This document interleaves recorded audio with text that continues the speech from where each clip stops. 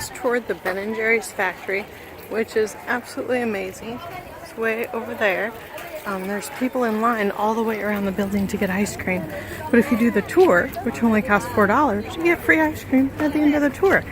They don't let you take videos or pictures inside the tour, so I only have pictures of the grounds around it. But I can respect that because they gotta protect their privacy. The cool thing, and their innovation, they're very innovative. But the cool thing, which is also a shame, is that Ben&Jerrys used to be owned by Ben&Jerry, and then they sold shares of Ben&Jerry to Vermonters only. But then in 2001, they were subject to a hostile takeover and have been taken over by another company. And totally forgot the name of it. They also have a really cool playground up there, and they have a picnic area all over, little arts and crafts sections. It's like you could have an all-day fun festival here. Pretty nice place. But I think it's a shame that all these, people that invent private companies and then they get taken over by major ones. But Ben&Jerry are still actively involved with their company, but they're more actively involved with the social side and protecting the environment, making sure they have non-GMO ingredients, doing things for kids, for schools, all kinds of social outfits. I think they're both 68 years old right now. It's pretty cool. I'm at the flavor graveyard, and this is where all the flavors that did not make it, that weren't successful, end up being buried. And the crazy thing is, they actually have real granite tombstones. I think that's pretty neat. Some of them I remember, some of them I don't ever remember being out, but it's pretty cool. And I just heard a rumor that if you come up with a flavor and invent a flavor, you get free ice cream for like every week for a year. Rest in peace, Ethan Almond, in memory of Nuts, Green Mountain Boys. Your history shuts the pint lid on the joys.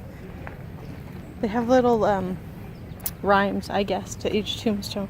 Rest in peace, Peanut Butter Me Up. Since Peanut Butter Me Up went under, nobody seems to miss it, which is why it's in the graveyard, which everyone loves to visit. Bon Vite.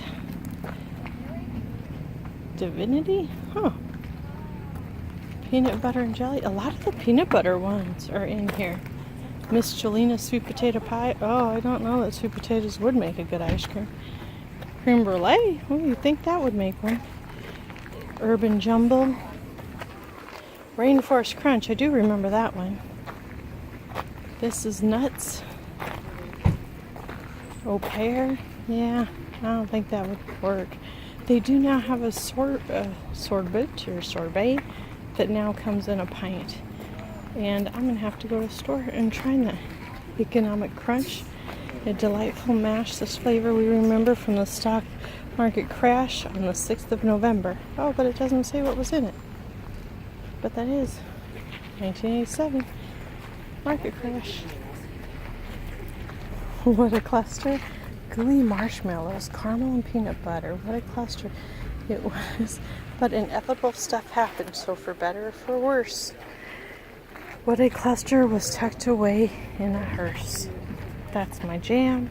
That's pretty cool. Aloha Macadamia. I'm not going to read them all to you, but it's pretty cool. There is the Ben&Jerry's flavor graveyard. Peace out, everybody. Have a good day. And I am done. Bye.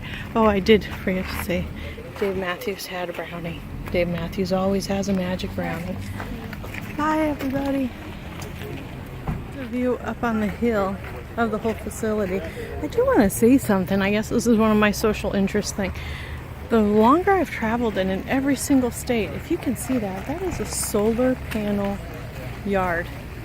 Now, some of the electric companies back in the day, like I'd say 20 or 30 years ago, when I bought my first house, which probably was well over 30 years ago. Yeah, 30 years ago I bought my first house, and they were trying to talk you into solar, and nobody went for it because everybody doubted it.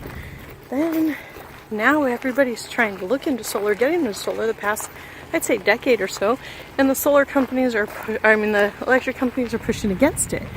But major corporations are going to solar, which tells you that it has to be a better investment because they can afford the financing for people to really go out and investigate solar, and they can afford the research. But I just thought I'd say that because this is probably more than 100 major companies I've seen have solar panel yards, which means they're running their business, their industry off solar. So we should probably all be running our homes off solar. Gonna look into it when I get back home. Peace out. Look at all the apples on the ground. There's apple trees everywhere in Vermont. Can't wait to go see some other stuff. Bye.